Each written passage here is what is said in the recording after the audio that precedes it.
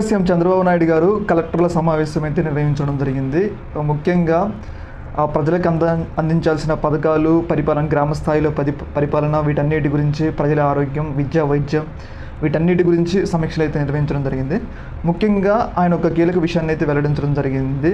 గ్రామాలలో వర్షాకాలం వచ్చింది కాబట్టి దోమలను చంపడానికి డ్రోన్లు ఉపయోగించాలి అని చెప్పేసి ఆయన ఒక కీలకమైన నిర్ణయం అయితే తీసుకోవడం జరిగింది. అయితే దీని మీద వైసీపీ కొన్ని విమర్శలు అయితే చేస్తుంది. ఏంది అంటే దోమలు చంపడానికి డ్రోన్లు ఎందుకు, దోమలు చంపడానికి బ్లీచింగ్ పౌడర్ సరిపోతుంది కదా అని చెప్పేసి వాళ్ళైతే సెటైర్ అయితే వేస్తున్నారు.